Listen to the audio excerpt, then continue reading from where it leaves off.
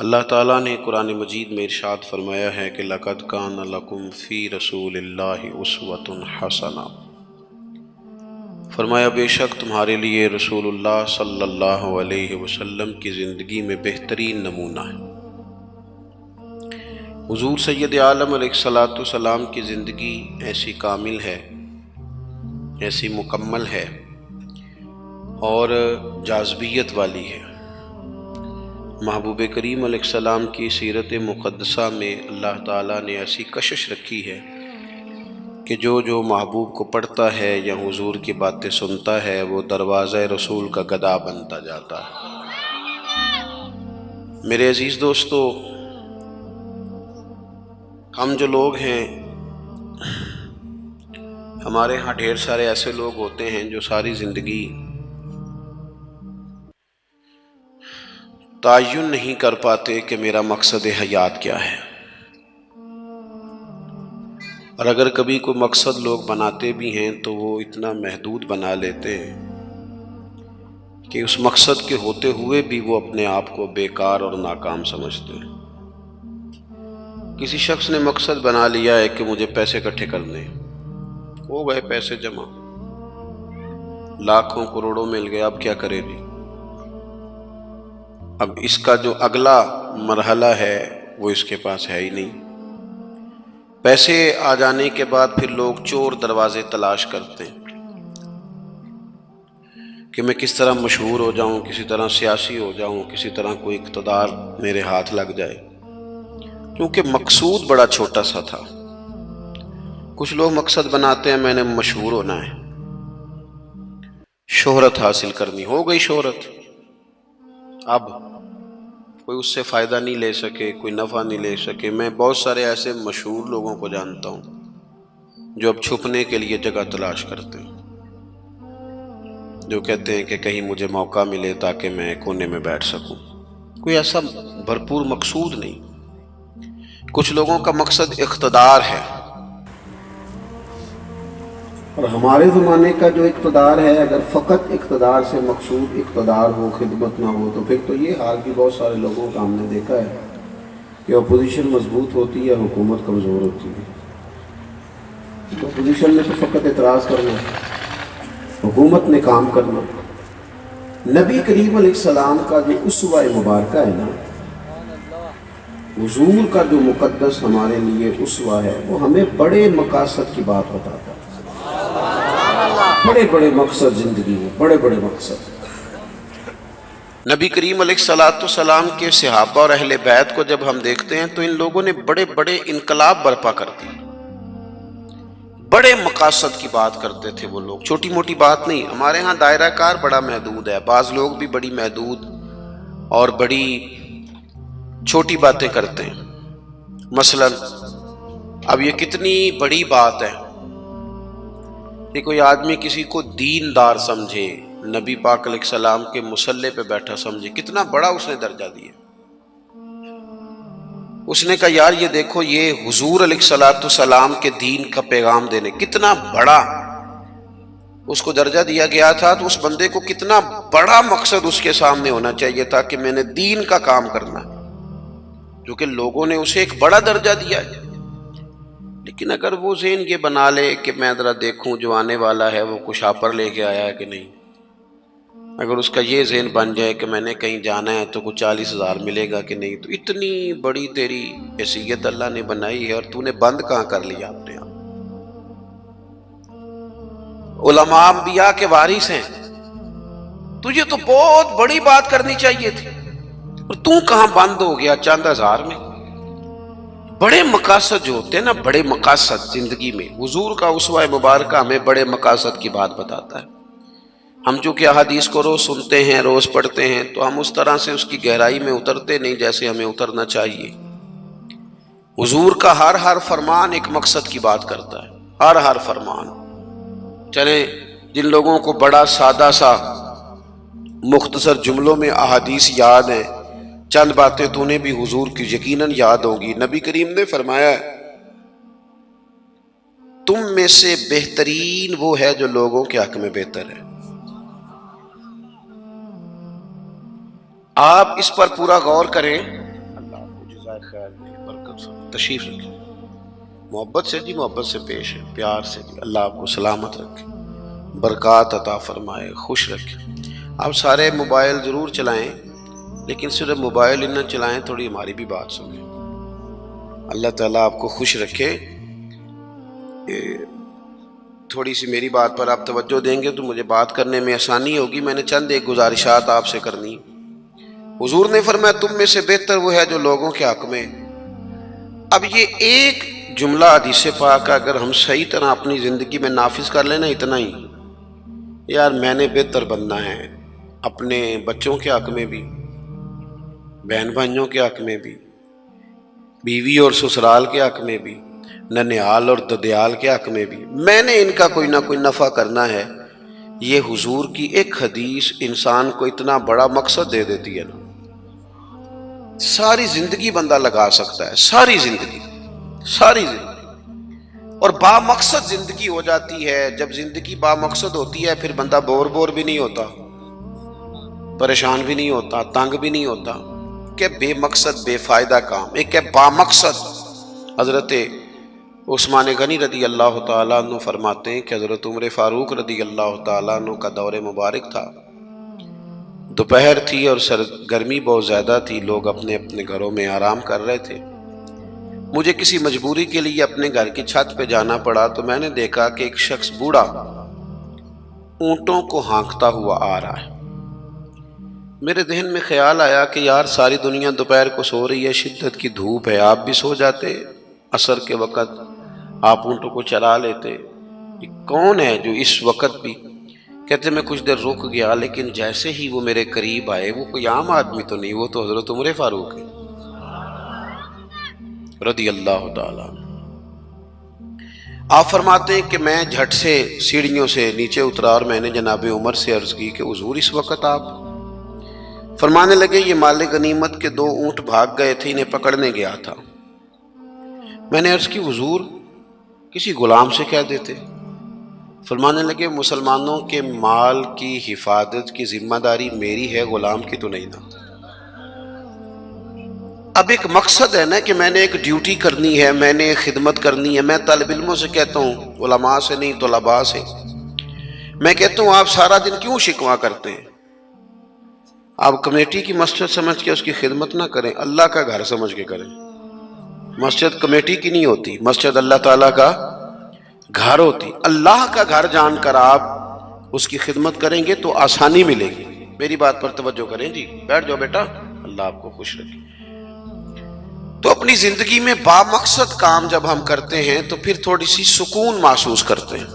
اسی طرح سے نبی کریم علیہ السلام کا ایک تو یہ فرمان ہمیں مقصد بتاتا ہے. ایک دوسری بات سنیں، حضور علیہ السلام نے فرمایا، اچھا میں یہ سمجھتا ہوں کہ نبی پاک علیہ السلام کی اس ایک حدیث پر عمل کر لیا نہ جائے نا، جو ہم سب کو آتی بھی ہے، تو سارے ملک میں سکون ہو جائے، سارے گھروں میں قرار آ جائے، سارے خاندانوں میں خوبصورتی آ جائے.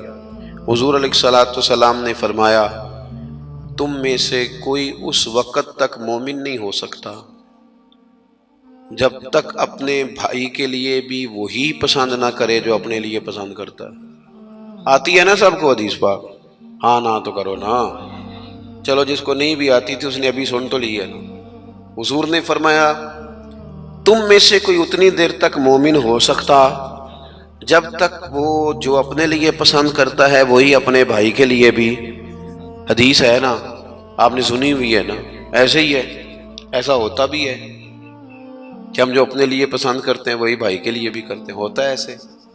ہم پتہ کیا کرتے ہیں، دکان پہ کپڑے خریدنے جائیں نا تو کہتے ہیں یار کوئی کپڑے دکھا، سوٹ سلوانا ہے، تو 2-4 جوڑے خود لے لیے. پھر اسی انہوں آکید ہے ہوں کوئی دین دوان والے بھی وکھا.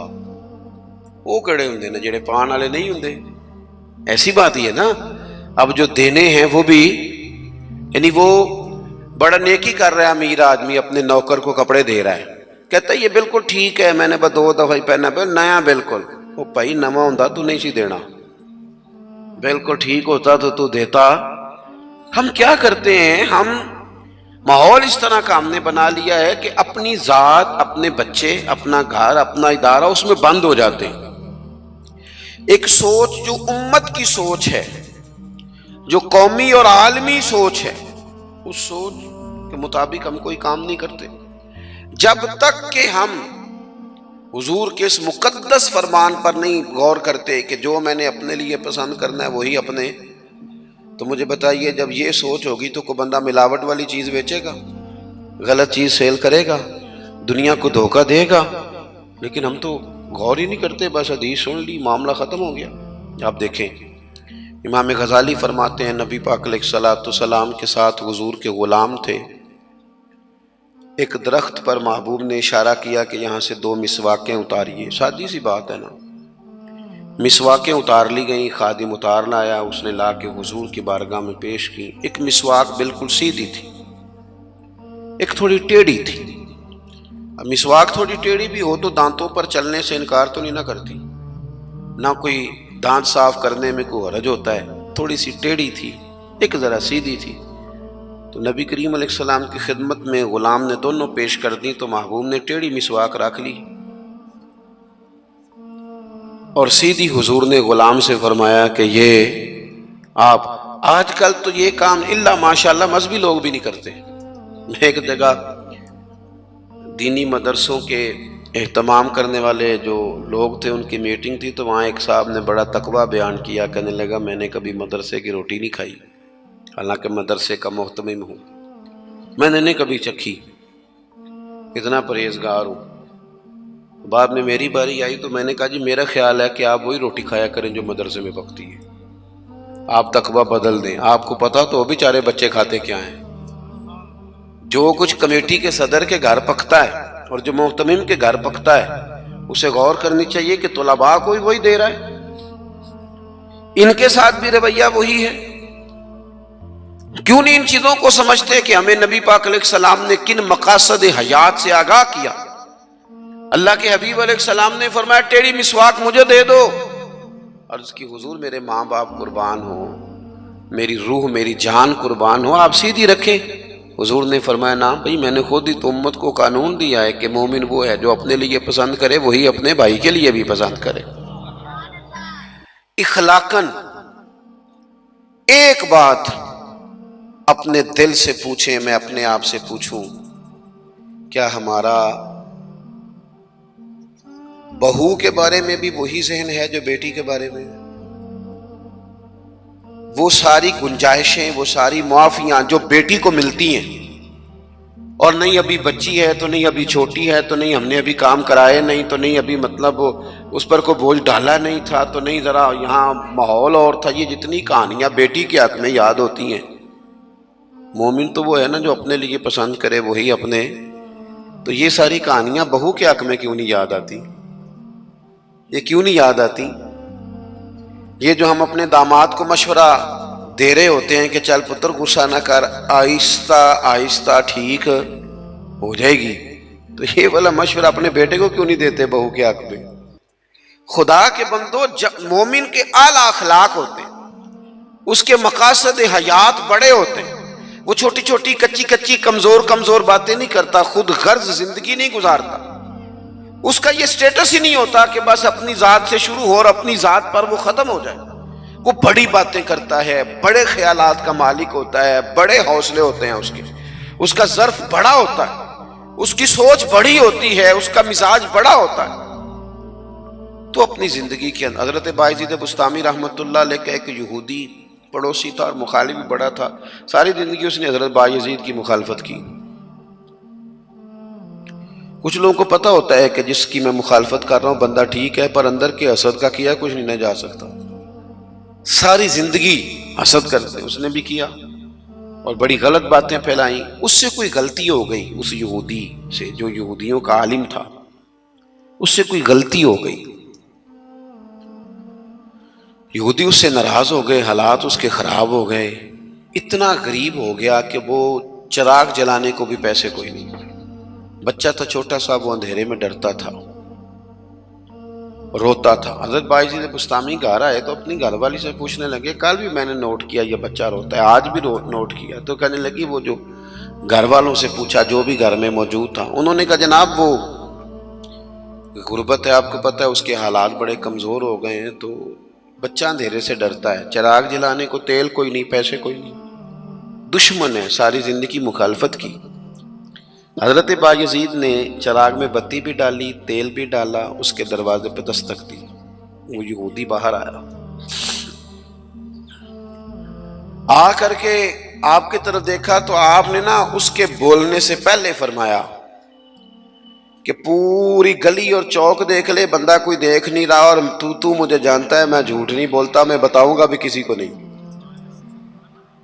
یہ تو چراغ رکھ لے تاکہ تیرا بچہ سو جائے، آرام سے وہ لیٹ جائے، میں کسی سے ذکر نہیں کروں گا، تیرا میرا راز رہے گا، اور میں نے رات کو میں آیا ہوں دیکھ بھی کوئی نہیں رہا۔ وہ یہودی کہتا ہے بولنے کی طاقت ہی کوئی نہ رہی، ہم تو دشمن کو بھی پاکیزہ سزا دیتے ہیں، ہم تو دشمن کو بھی پاکیزہ سزا دیتے ہیں۔ وہ اندر چلا گیا چراغ لے کے، رات بھر بچہ سویا رہا۔ دوسرا دن پھر ہوا، شام تھوڑی سی گہری ہوئی، لوگ اپنے اپنے گھروں میں سوئے، بچہ ڈرتا تھا اندھیرے سے۔ حضرت بایزید نے پھر چراغ میں تیل ڈالا، بتی ڈالی، دروازے پہ دستک دی۔ جب وہ باہر آیا تو فرمانے لگے تو دیکھ رہا ہے کہ کوئی بندہ موجود نہیں، اور تجھے پتہ ہے میں جھوٹ بھی نہیں بولتا، کسی کو بتاؤں گا نہیں، یا یہ لے جا تیرا بچہ سو جائے۔ اس نے مخالفت کی ہے ساری زندگی، اس کو دے دیا، اس کا بچہ سو گیا۔ تیسرا دن پھر ہوا، وہی وقت، وہی انداز، وہی باتیں، دستک دے کے کہا کوئی شخص نہیں دیکھ رہا، چراغ لے لے، بتاؤں گا بھی کسی کو نہیں، اور تجھے پتہ ہے میں جھوٹ نہیں بولتا۔ وہ چراغ آپ بڑھا کے دروازہ بند کرنے لگے تھے کہ وہ یہودی زور زور سے چلایا، کہنے لگا باہر آؤ بھی سارے مسلمانوں، نکلو بھی یہودیوں سارے باہر۔ لوگ سارے باہر گلیوں میں آ گئے، کہنے لگے یہ بایزید بسطامی ہے، میں نے ساری زندگی جھوٹے الزامات لگائے،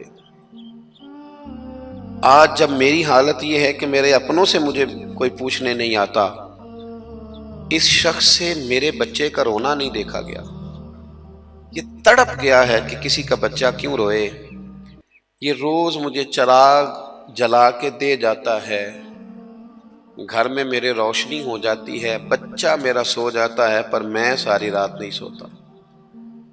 میں آج تم سب کو گواہ بنا کے کہتا ہوں، جو میں نے ان کے بارے میں زندگی بھر کہا وہ سارا غلط تھا، اور یہ بھی تمہیں بتاتا ہوں کہ پہلے میں نے دین اسلام سنا تھا،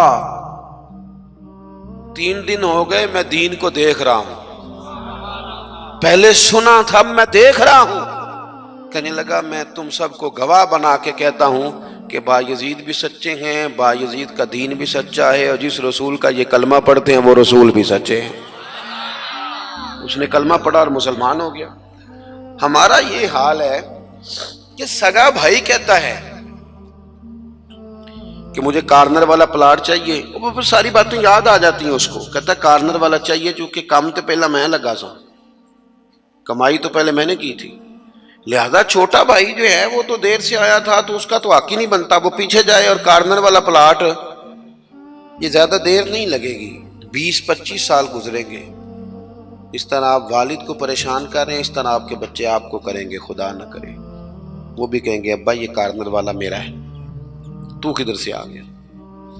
تو حضور نے ہمیں اعلیٰ مقاصد، اعلیٰ اخلاق، اعلیٰ کردار، بڑی باتیں کرنے کا، ہمارے پاس بڑی کہانیاں ہوتی ہیں پر ساری اپنے حق میں، بڑے دلائل ہوتے ہیں پر سارے اپنے حق میں، بڑی باتیں آتی ہیں پر ساری، ہمارے ایک بزرگ کہا کرتے تھے میں ایسے بیوقوفوں کو جانتا ہوں جو کوئی چیز بھی پھینکے نا تو اپنے گھر میں پھینکتے ہیں، حالانکہ بھولے بھلے بیوقوف اپنے گھر میں پھینکیں۔ تھوڑی سی نا خود غرضی کی چادر اتاری جائے، بڑی سوچیں پیدا کی جائیں، بڑے مقاصد پیدا کیے جائیں، تھوڑا سا نا بندہ کسی کے لیے بھی کبھی دعا کرے، کبھی اس کی آرزو ہو کہ کسی اور کے حق میں بھی وہ خیر کا جملہ کہے۔ حضرت مولا علی شیر خدا کرم اللہ تعالی وجہ الکریم، میں نے یہ دیکھا ہے کہ جو بندے جس کے بچے روز 4,000 کے برگر کھا جاتے ہیں نا، اس کا ملازم اگر کہہ دینا کہ جناب اس دفعہ نا میرے لیے کچھ مشکل آ گئی ہے، کو 5,000 ایڈوانس چاہیے،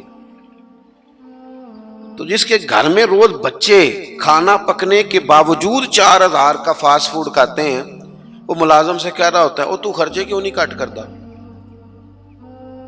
اپنی طاقت کے مطابق خرچ کر. دوسروں کو نصیحت کرنا آسان ہے، لیکن کیا مسئلہ ہے کہ ہم اپنے بچوں کے حق میں جتنی آسانیاں چاہتے ہیں وہ دوسروں کے بچے نہیں، دوسروں کی اولاد نہیں. دوسرے کے گھر میں روشنی ہوگی تو ہم کیا سمجھتے ہیں کہ دنیا سے روشنی کم ہو جائے گی؟ کبھی بھی نور بانٹنے سے نور کم نہیں ہوتا. ایک شمع سے ہزاروں دیے بھی جل جائیں تو پہلی والی کی روشنی میں کبھی کمی نہیں آتی.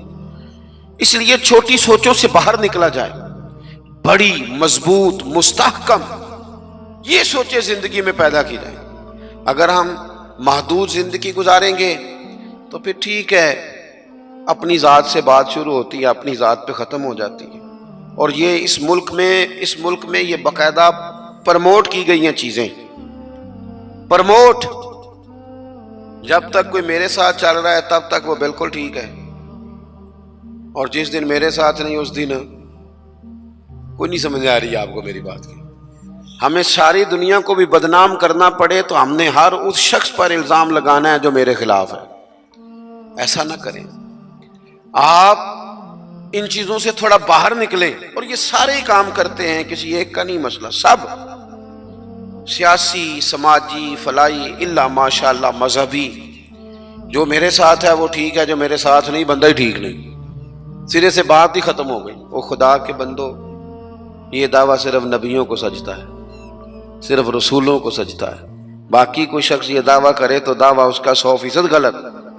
تو اپنی زندگی کے اندر ان باتوں پر ضرور غور کریں کہ اعلیٰ حضرت مولا علی شیر خدا کرم اللہ تعالی وجہ الکریم گھر سے نکلے، اپنے غلام سے کہنے لگے آج ذرا خریداری کرنے چلے. بازار تشریف لے گئے. وہاں سے 2 سوٹ خریدے، ایک ذرا کم قیمت کا تھا، ایک ذرا زیادہ قیمت کا تھا. اب وہ خرید کے دونوں تھیلے میں ڈال لیے. آپ کا خادم کہتا ہے میں سمجھ گیا، جو مہنگا ہے وہ آقا کا ہے اور جو سستا ہے وہ غلام کا ہے. کہتے ہیں لے کے واپس آئے. وہ چوک آ گیا، وہ جگہ آ گئی جہاں سے حضرت مولا علی نے اپنے کاشانہ نور پہ جانا تھا اور میں نے اپنے گھر جانا تھا. کہتے ہیں حضرت مولا کائنات فرمانے لگے ذرا میرے والا جوڑا مجھے دینا. کہتے ہیں میں نے وہ مہنگا والا نکال کے حضرت علی کو پیش کیا تو فرمانے لگے یہ نہیں میرا تو وہ دوسرا ہے. مجھے بتائیں کہ روب کپڑوں کا ہوتا ہے کہ کردار کا؟ بولیے. 10 لاکھ کا جوتا ہو اور 20 لاکھ کا جوڑا ہو، 1.5 کروڑ کی پجارو ہو اور جناب 20 کروڑ کا گھر ہو، پر پیسے ہوں کرپشن کے، تو لوگ کوٹھی کے دروازے پہ کھڑے ہو کے کہہ دیتے ہیں غلط مال ہے اس کے پاس، بندہ ٹھیک نہیں. جوتے ٹوٹے ہوئے ہوں، کرسی اور میز پرانا ہو، چھوٹا سا افسر ہو لیکن دیانتدار ہو، تو بڑے بڑے مالدار بھی دروازے پہ کھڑے ہو کے کہتے ہیں یار بندہ بڑا کھرا ہے، نہ پیسے پکڑتا ہے نہ کسی کی سفارش مانتا ہے. ہمارے شہر میں حاجی ابو داؤد محمد صادق صاحب رحمۃ اللہ علیہ بزرگ تھے، تو میں نے بڑی پجاروں سے اترنے والا پیر بھی بڑی پجاروں سے ملنے آیا. وہ بھی پہلے چین والی گھڑی اتارتا تھا، پھر اپنی داڑھی دیکھتا تھا، نمنا لیول. تو حاجی صاحب سادے سے بندے. تو بات سمجھ میں آتی تھی کہ روب کپڑوں کا نہیں ہوتا، روب تو کردار کا ہوتا ہے.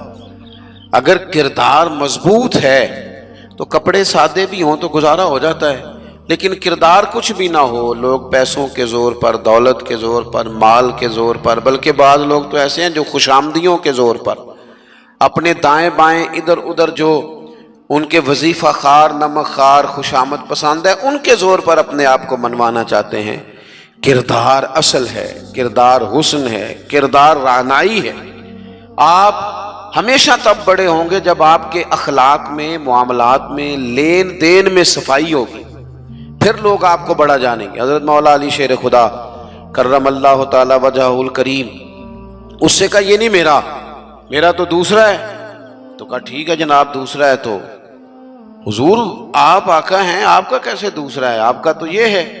حضرت علی کہنے لگے نہیں وہ جو سستا، میری بات کی سمجھ آ رہی ہے آپ کو، وہ جو سستا جوڑا ہے نا وہ مجھے دو. تو اس نے ایک دلیل پیش کی آپ کے غلام نے. کہنے لگا حضور آپ مہنگے والا رکھیں، کیوں؟ آپ آقا ہیں. اور میں سستا پہنتا ہوں کیونکہ میں غلام ہوں. تو حضرت علی کہنے لگے دلیل ہی قائم کرنی ہے نا تو میرے بل ہی کر لے, تو مجھے سستا دے دینا کیونکہ میں بوڑھا ہوں, اور تو مہنگا پہن لے چونکہ تو جوان ہے. اگر کسی دلیل کی بنیاد پر ہی لباس پہننا ہے تو چلو اس طرح کرو, یہ والی دلیل قائم کر لو کہ بوڑھوں پر سستا بھی چل جاتا ہے اور جوانوں کے لیے ذرا کپڑے مہنگے ہوں, ذرا اچھے نئے اور ڈیزائنوں کے ہوں تو ذرا جوان خوش ہوتے ہیں. تو تھوڑے سے نا بڑا دل ہو, ذرا بڑا ظرف ہو, ذرا حوصلہ بڑا ہو, ذرا سوچ بڑی ہو, ذرا انسان کا معیار بڑا ہو. یہی بات بعد میں حضور کے صحابہ میں آئی. آپ دیکھ لیں حضرت عمر کو, دیکھیں حضرت عثمان کو, اور خلیفہ اول بلا فصل حضرت ابوبکر صدیق کو, حضرت مولا علی شیر خدا کو. ان لوگوں نے بڑی بڑی باتیں کی, بڑا حوصلہ تھا ان میں. یہ ہمیشہ انقلابی باتیں. حضرت عثمان غنی, ان کا مال آیا پڑا ہے. اب ہمارے ہاں تو لوگ مصنوعی قلت بھی پیدا کر لیتے ہیں, لیکن مال آیا ہوا ہے, قلت کے قحط کے دن ہیں. آ کے تاجروں نے کہا حضرت عثمان غنی سے کہ آپ جتنے کا خریدا ہے نا ہم تحقیق بھی نہیں کرتے, ڈبل لے لیں, ہمیں دے دیں. حضرت عثمان کہنے لگے مجھے زیادہ نفع ملتا ہے. انہوں نے کہا 3 گنا لے لیں. کہنے لگے زیادہ ملتا ہے. 4 گنا لے لیں. فرمایا زیادہ ملتا ہے. کہنے لگے اس سے زیادہ ہم نہیں دے سکتے. وہ بندہ بتائیں جو زیادہ دیتا ہے. حضرت عثمان غنی کہنے لگے مجھے تو 700 گنا کی امید ہے. جناب کس طرح؟ تو حضرت عثمان نے مسجد میں اعلان کروایا یا کسی ذریعے سے لوگوں تک پیغام پہنچایا کہ جو غریب گندم نہیں نہ خرید سکتا وہ آ کے لے جائے, آ کے لے جائے نا. فرمایا مجھے رب کی بارگاہ سے 700 گنا کی امید. تو بڑا دل ہو, بڑا حوصلہ ہو. بس بات ختم کرنے لگا ہوں. حضور کی جو اولاد پاک ہے اس کا بھی یہی مزاج ہے. زندگی بھر سخاوتیں, لوگوں پر محبتیں, ان لوگوں کا درگزر, ان لوگوں کا اپنے لیے نہیں. انہوں نے جب بھی سوچا نبی کریم کی ساری امت کے لیے سوچا. حضرت امام حسن رضی اللہ تعالیٰ عنہ فرماتے ہیں میری والدہ سیدہ طیبہ طاہرہ حضرت فاطمہ الزہرا رضی اللہ تعالیٰ عنہ تو جب دعا مانگتی تھی تب بھی حضور کی ساری امت کے لیے مانگتی تھی. ان کی دعاؤں میں بھی بڑے دل کے ساتھ, بڑے حوصلوں کے ساتھ, بڑا اعزاز کے ساتھ بیٹھے رہتے. امام حسین بڑی شانیں تھی, سب کچھ تھا, لیکن انہوں نے گھر چھوڑا, قبیلہ چھوڑا, اس لیے کہ دین کی وہ بنیادیں جن کو کمزور کرنے کی کوشش کی جا رہی تھی وہ کہیں کمزور ہو نہ جائیں. وہ آگے بڑھے. 1,00,000 دینار آیا حضرت امام حسین کے پاس سویرے. کتنا؟ چلو آپس گل کرنے, آپس 1,00,000 روپیہ کول ہوئے تے مسیتے دینے پی جاندے, کنے دئی دینے وچوں آپس دی گل نہیں دسدے کسے کنے. مثلا چلیں بڑا کوئی زور لگائے گا تو 5,000 دے دے گا, 5,000. اور ذرا کبھی کسی جگہ پہ کمزوری آئے نا کوئی مالی طور پہ تو سب سے پہلے لوگ وہ پیسے بند کرتے ہیں جو مسجد جاتے ہیں یا کسی غریب کی طرف جاتے ہیں, کہتے ہیں ہاتھ تنگ ہے. سب سے پہلے 1,00,000 دینار امام حسین کے پاس آیا. زور کے وقت پیسے آئے, عصر سے پہلے پہلے پاک محبوب کے پاک نواسے نے سارے بانٹ دیے, سب بانٹ دیے سارے. شہزادے عرض کرنے لگے حضور آپ کا کرتا پرانا ہو گیا تھا, کوئی 1-2 دینار رکھ لیتے تو کرتا نیا لے لیتے. فرمانے لگے اگر تو پہلے یاد کراتا تو میں سوچتا, یہی نہیں کر رکھ لیتا, تو پہلے یاد کراتا تو میں غور کرتا. میرے عزیز تھوڑا سا نا دل بڑا کرے. ہم نے اپنے بچوں کو سکھایا کہ کردہ سوچ, کچھ اپنے کردہ سوچ. ان سے کبھی کبھی یہ بھی کہا کرو بیٹا ملت کا سوچ, مذہب کا سوچ, وطن کا سوچ, قبیلے کا سوچ, بڑا دل کر, بڑی بات کر. ہمارے جوان اتنے باصلاحیت ہیں, اللہ کے فضل سے اتنے باصلاحیت ہیں کہ ایک بچہ پورے علاقے کو سنبھال سکتا ہے, لیکن ان کو بڑا دل نہیں ملتا, بڑا حوصلہ نہیں ملتا, بڑی تھپکی نہیں ملتی, پشت پناہی بڑی نہیں ملتی. وہ بیچارے محدود ہو کے رہ جاتے ہیں, محدود ہو کے. کہ بس ٹھیک ہے گھر چل گیا، پیسے 4 آ گئے، کوٹھی چھوٹی بن گئی تو چھٹی. بھئی یہ کام تو غیر مسلم بھی کر لیتا ہے، یہ تو ساری دنیا کر رہی. جوانوں تھوڑا بڑا دل. اقبال کہتے ہیں ان کے بیٹے نے خط لکھا نا کہ ابا جی حالات کچھ خراب ہو گئے تو کوئی قرضہ لے لوں تھوڑا سا کسی سے. تو اقبال کہنے لگے دیار عشق میں اپنا مقام پیدا کر اور نیا زمانہ نئے صبح و شام پیدا کر. اور پھر فرمانے لگے میرا طریق امیری نہیں فقیری ہے، خود ہی نہ بیچ غریبی میں نام پیدا کر. تو آج کی ساری گفتگو کا ماحصل اور لب لباب یہ ہے کہ ہم نے اپنے لیے نہیں صرف جینا، ہم نے دل بھی بڑا رکھنا ہے، ذہن بھی بڑا رکھنا ہے. کیا کہا تھا حضرت بلے شاہ نے؟ دنیا آوے دنیا، گلی نہیں، محلہ نہیں، علاقہ نہیں، ملک نہیں، دنیا آوے کھا کھا جاوے راضی ہووے بلا. دنیا آوے تے کھا کھا جاوے تے راضی ہووے. اس طرح کا ذوق بنائیں، پھر دیکھیں لطف کتنا آتا ہے. پھر میں دعا کرتا ہوں جن احباب نے اتنی خوبصورت محفل سجائے، ماشاءاللہ اتنے سارے لوگ آئے، آج چھٹی بھی نہیں ہے، پھر بھی دوپہر کے وقت میں اللہ تعالیٰ آپ کو بہترین صلہ عطا فرمائے اور ہماری حاضری کو مالک اپنی بارگاہ میں قبول کرے. آخر دعوانا الحمدللہ. اللہم صلی علی سیدنا مولانا محمد معدن الجود والکرم وعلیہ وبارک وسلم. اللہ تعالیٰ دوستوں کی کوشش کو قبول فرما. جو تشریف لائے ہیں ہم سب مالک ہماری حاضری قبول فرما. اس کی برکت سے ہمارے گناہوں کو معاف فرما دے، ہماری غلطیوں سے درگزر فرما، علم نفع والا عطا فرما، عمل اخلاص والے نصیب فرما، سجدوں کا ذوق عطا فرما، عبادتوں کا شوق عطا فرما، تلاوتوں کی لذت عطا فرما. اے اللہ وسوسوں کے غلبے سے بچا، نفس کی شرارتوں سے بچا، حاسدوں کے حسد سے بچا، شریروں کے شر سے بچا، مفسدوں کے فساد سے بچا. اے اللہ بیماروں کو شفا عطا فرما، مقروضوں کو قرض کے بوجھ سے رہائی نصیب فرما، تنگ دستوں کے رزق میں وسعت فرما، جو بے گھر ہیں انہیں اپنی چھت عطا فرما، بے اولادوں کو صاحب اولاد فرما، اولاد والوں کی اولاد کو فرما بردار بنا. عالم اسلام پر فضل فرما، اہلیان پاکستان پر فضل فرما، دنیا اور آخرت میں ہماری پردہ پوشی فرما. رب اغفر وارحم وانت خیر الراحمین. وصلی اللہ تعالی علی حبیبہ سیدنا و مولانا محمد.